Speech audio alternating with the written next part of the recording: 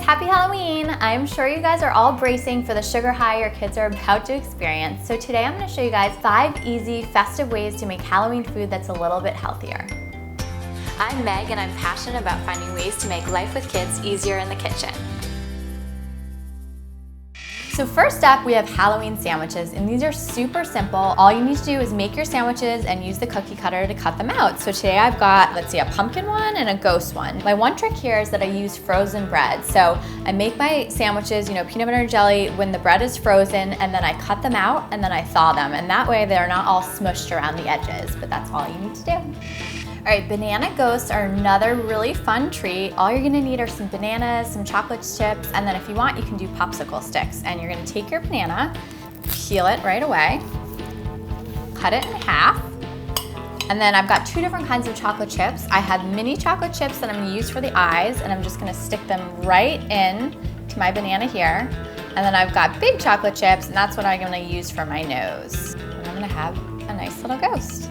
All right, and then I'm actually gonna use a popsicle stick because I think it makes it a little easier for the kids to eat. That way their hands aren't all over it. And then you can also stick them in the freezer and then it's a frozen treat. But either way, it's just a little bit of chocolate and a banana, so it's actually a really healthy treat.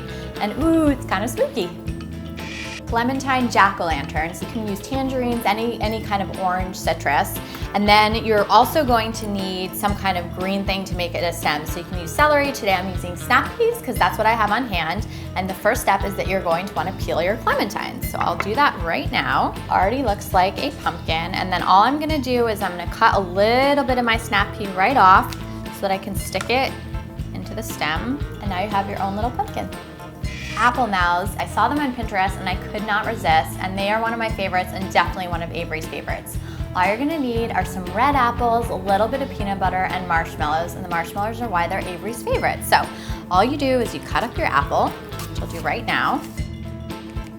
All right, so once your apple is sliced, and I did very thin slices, I'm gonna take the peanut butter and apply it to each side of the apple like this, a thin coat, and that's gonna kind of act as your glue for the marshmallows. And then I take my marshmallows and I just start in the center and I just kind of put them right on there. They stick right to the peanut butter.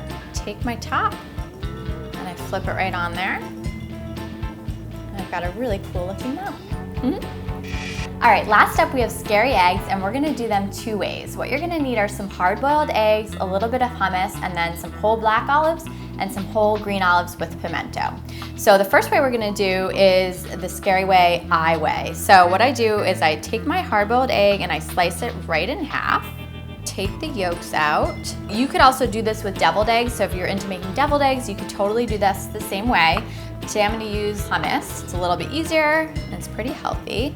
And then I grab one of my green olives, I'm gonna slice it right down the center. I like to get a really good center piece. Then I stick it right into the top of my egg. Kind of looks like an eye. Now, a lot of people like to use some red food coloring to kind of streak it and make it look like a bloodshot eye. So you can do that. You can probably even do a natural food coloring, but I prefer not to use any. I could use a little ketchup, but then I thought it would taste weird. So we're just gonna have a simple eye.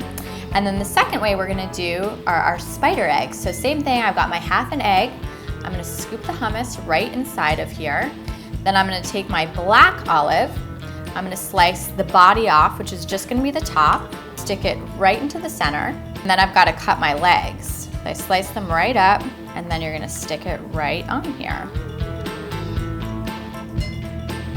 So I've got my last little leg in there, and I've got a pretty scary looking spider. You can dust it a little bit of paprika if you want, but I think it looks pretty great just how it is. And if my kids are daring enough, they will give it a try.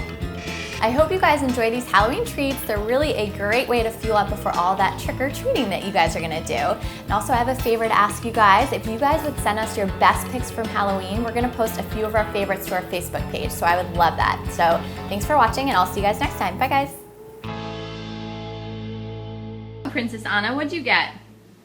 The last snack. I told everyone that would be your favorite one.